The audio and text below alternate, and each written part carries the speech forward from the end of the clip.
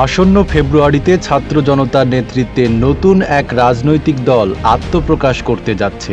দলটি গঠনের মূল লক্ষ্য হল দেশের তরুণ সমাজের আশা আকাঙ্ক্ষা পূরণ এবং গণতান্ত্রিক ব্যবস্থায় একটি নতুন গতি প্রকৃতি যোগ করা। তবে প্রশ্ন হল কেমন হবে সেই দলের কাঠামো, কে কে থাকছেন এই দলের শীর্ষস্থানে, তা নিয়ে আছে নানা জল্পনা কল্পনা। আবার প্রশ্ন আসছে, বর্তমান অন্তর্বর্তী সরকারের পদে থাকা ব্যক্তিরা কি সরকারে থেকেই রাজনৈতিক দলে আসবেন, নাকি উপদেষ্টা পদ ছেড়ে দিয়ে তারপর ধরবেন নতুন দলের হাল।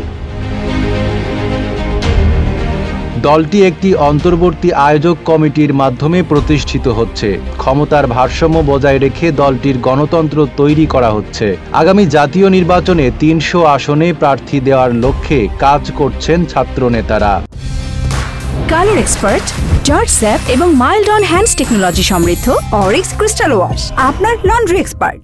গঠনতন্ত্রে একক ক্ষমতার প্রভাব এড়াতে স্বতন্ত্র কমিশন রাখার পরিকল্পনা করা হয়েছে, যা দলীয় সিদ্ধান্ত গ্রহণের ক্ষেত্রে কাজ করবে।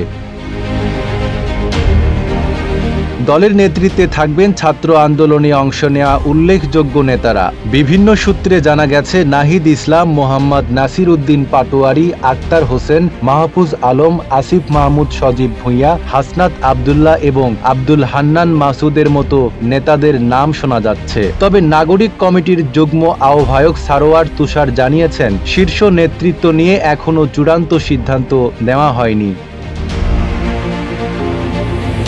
বর্তমান সরকারের উপদেষ্টা পরিষদের কিছু সদস্যের দল গঠনে অংশ নেওয়ার বিষয়টি রাজনৈতিক অঙ্গনে বিতর্কের সৃষ্টি করেছে। বিএনপি মহাসচিব মির্জা ফখরুল ইসলাম আলমগীর এই প্রসঙ্গে বলেন, ছাত্র নেতাদের উচিত হবে সরকার থেকে সম্পূর্ণ বেরিয়ে এসে নতুন রাজনৈতিক উদ্যোগ নেওয়া। তবে উপদেষ্টা নাহিদ ইসলাম জানিয়েছে, দল গঠনের প্রক্রিয়ায় অংশ নিলে তিনি সরকারের সঙ্গে সংশ্লিষ্টতা ছাড়বেন। নতুন রাজনৈতিক দল গঠনের উদ্যোগকে বিএনপি স্বাগত জানিয়েছে। দলের ভারপ্রাপ্ত চেয়ারম্যান তারেক রহমান বলেছেন, তরুণ প্রজন্মের রাজনীতিতে আগ্রহী হওয়া দেশের জন্য ইতিবাচক। বিএনপি এই উদ্যোগকে সমর্থন জানায়।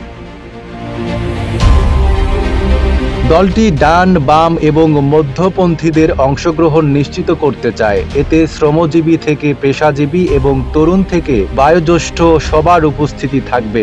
দলটি এমন একটি প্ল্যাটফর্ম তৈরি করতে চায় যেখানে বাংলাদেশপন্থী ভূ রাজনৈতিক চিন্তাধারার গুরুত্ব দেওয়া হবে।